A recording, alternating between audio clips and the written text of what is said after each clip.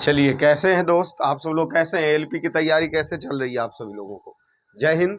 तो कैसे हैं? आई होप आप सब लोग बहुत अच्छे होंगे। ये हमारा 17 सेट तक हमने पिछले वीडियो में 17 वीडियो में कंप्लीट किया है और यहाँ 18वें वीडियो लेकर के आए हैं। जो टॉपिक्स हम सब हिट टॉपिक से अध्ययन कर रहे थे, ठीक है। अभी देख लेते हैं 18वें सेट में हमारा 10 प्रश्न देखना है, ठीक है। अब ये 10 प्रश्न पे हम चलते हैं, ठीक है। अभी गर्मी कैसा चल रहा है आप सभी की तरफ?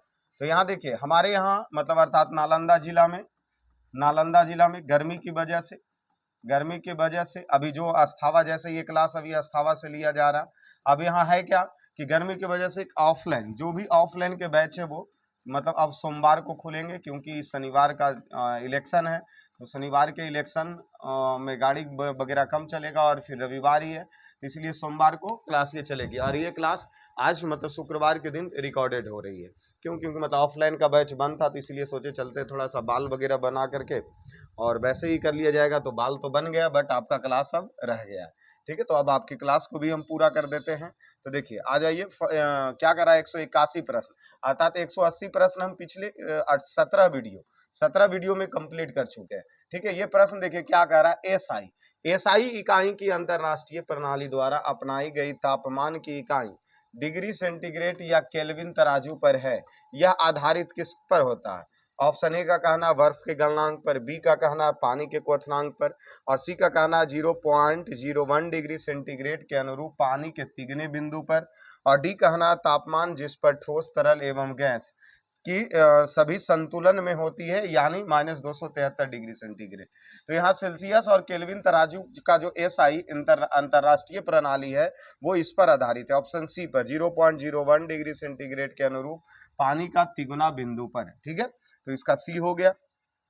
चलिए आगे बढ़ते हैं अगले प्रश्न पे। 182 देखिए, भाप इंजन में उबलते पानी का तापमान शायद अधिक होता, मतलब जो भाप इंजन में पानी अगर उबल रहा है तो वो वाष्प बना और इधर क्या पानी है, मतलब उबलता पानी है, ठीक है, उबलता पानी है। अब कहा जा रहा है इससे ज्यादा इसका तापमान होता है, तो ये तो हम पहले ही जानते हैं क्योंकि वाष्प गुप्त उष्मा होती है, क्योंकि अभी तक जो क्लास की है। बट इस ऑप्शन के हिसाब से देख लेते हैं, पानी में घुले हुए पदार्थ के कारण, बॉयलर के अंदर कम दाब के कारण, बॉयलर के अंदर उच्च दाब के कारण, या आग बहुत अधिक तापमान पर। तो देखिए आग बहुत अधिक तापमान पे नहीं होगा, पदार्थ पानी में कुछ घुले पदार्थ पर नहीं होगा। देखो बॉयलर के कम दाब पर कम होता है ना, ये बॉयलर के उच्च दाब के कारण जो वाष्प है इसमें तापमान ज्यादा होती है, इसीलिए ऑप्शन इसका क्या हो जाएगा, सी हो जाएगा, ठीक है। चलिए आगे बढ़ते हैं अगले प्रश्न पे। क्या कह रहा प्रश्न 183 देखते हैं कि डिग्री सेंटीग्रेड में अर्थात 10 डिग्री सेल्सियस दिया हुआ और इसको परिवर्तन फ़ारेनहाइट पैमाने पर करना है। 10 डिग्री सेल्सियस बराबर फ़ारेनहाइट, कितना फ़ारेनहाइट होगा? देखिए हम सूत्र क्या जानते हैं, जल्दी से, C-0 अब बटा 100 अब बराबर F-32 अब बटा 180 अब बराबर K-273 अब बटा में 100, ठीक है। लेकिन यहाँ केल्विन का कुछ काम नहीं है, इसलिए इसको नहीं, सिर्फ इसको लेकर के चलेंगे। तो डिग्री सेल्सियस कितना दिया क्वेश्चन में 10, तो सी की जगह 10 रख दिए, 0 अब बटा 100 कर दिए और F-32 बटा 180 कर दिए। यहाँ देखिए ऊपर हो गया 10 बटा 100 और इधर हो गया F-32 अब बटा 180। यहाँ 0 से 0 खत्म और ये भी नीचे से नीचे खत्म, इस तरफ ये भागा में, इधर चला या गुना में, अर्थात 18 बराबर F-32। इधर देख लेते हैं, ये 32 है किस चीज में, माइनस में, इधर आ गया प्लस में, अब बराबर F अर्थात 50 फ़ारेनहाइट, अर्थात 10 डिग्री सेल्सियस का मान फ़ारेनहाइट में 50 फ़ारेनहाइट होता है। क्या ऑप्शन दिया है? नहीं दिया है, तो ऑप्शन ये क्या है, चारों के चारों गलत है, इसलिए लेकिन इसका सही आंसर 50 फ़ारेनहाइट होगा और ये हमारा एक्यूरेट आंसर होगा, ठीक है। मिसफिल्ड हुए होंगे टाइपिंग में, ठीक है। चलिए तो ये आई होप आप सब लोग समझे होंगे, ऐसा प्रश्न हम पिछले भी कई वीडियो में कर चुके हैं।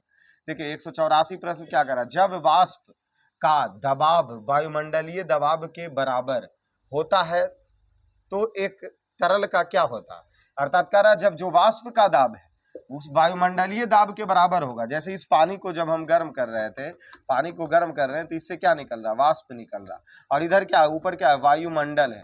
अब देखिए ये वायुमंडल का भी दाब वही है और इस वाष्प का भी दाब वही है।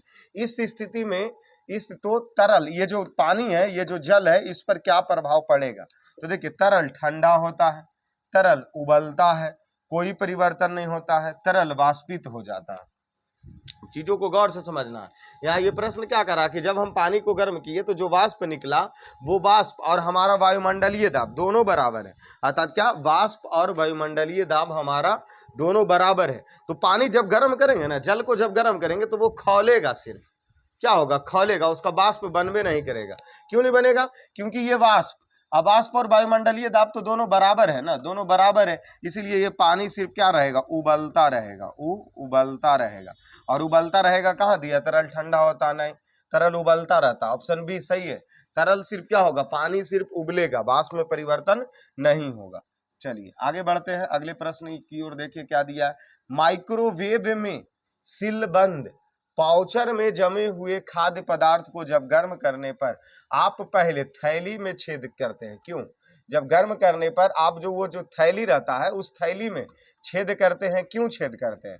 ऑप्शन ए का कहना, थैली को खोलने से भाप के दबाव को रोकने के लिए। हाँ, ये सही हो सकता है, क्योंकि जब अगर मान लेते कोई थैली है उसके अंदर, तो उस थैली में छेद इसीलिए ना करते हैं कि उसके अंदर का जो दबाव है वो कम हो जाए, उसके अंदर का दबाव क्या हो जाए, कम हो जाए। तो भाप के दबाव को रोकने के लिए उस थैली में छेद किया जाता है। ऑप्शन ए हमारा सही है, बाकी सबको छोड़िए।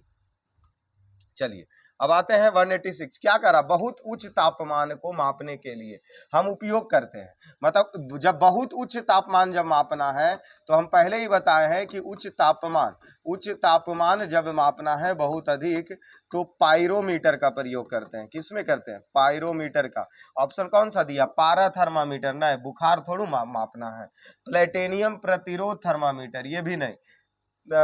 थर्मो इलेक्ट्रिक पायरोमीटर, हाँ ये देखिए पायरोमीटर दिया है, इसीलिए आंसर हमारा क्या होगा, सी होगा। आप इतना समझ लीजिए कि अत्यधिक तापमान तो पायरोमीटर, अब वो इसमें लगा दिया गया है थर्मो इलेक्ट्रिक पायरोमीटर, ठीक है, लेकिन पायरोमीटर का ही उपयोग करेंगे। चलिए क्या कह रहा प्रश्न, एक रेफ्रिजरेटर में एक शीतलन किस प्रकार होता है? जब रेफ्रिजरेटर जो होता है उसमें शीतलन किस प्रकार होता है, शीर्ष पर से, तल से, या मध्य से, या इनमें से कोई नहीं? तो देखिए जो रेफ्रिजरेटर होता है उसमें शीतलन शीर्ष पर होती है। क्यों? जैसे आपने देखा होगा, फ्रिज देखे होंगे आप, इस तरीके से बॉक्स जो बनाया हुआ रहता है, तो ऊपर का बॉक्स है जो बर्फ बना देता है, बर्फ वाले बॉक्स ऊपर होते हैं ना, सबसे ज्यादा टेम्परेचर वाला कहाँ होता है, ऊपर होता है, इसीलिए शीर्ष भाग में होता है, शीतलन सबसे ज्यादा होता है। चलिए आगे आते हैं, क्या दिया गया है, विकिरण उष्मा का पता लगाने के लिए निम्न में से किस उपकरण का उपयोग किया जाता है? देखिए कौन सी उष्मा का पता लगाना है, विकिरण उष्मा का, तो तरल थर्मामीटर के द्वारा, 6 अधिकतम और न्यूनतम थर्मामीटर के द्वारा, अचर आयतन वायुमंडलीय थर्मामीटर के द्वारा, या ताप वैद्युत पुंज के द्वारा। तो देखिए विकिरण उष्मा का अगर पता लगाना है तो हम ताप वैद्युत पुंज के द्वारा पता लगाते हैं, और ऑप्शन हमारा क्या, डी सही आंसर होगा। ठीक है, चलिए आगे बढ़ते हैं अगले प्रश्न की ओर, मात्र 2 प्रश्न और बचा है।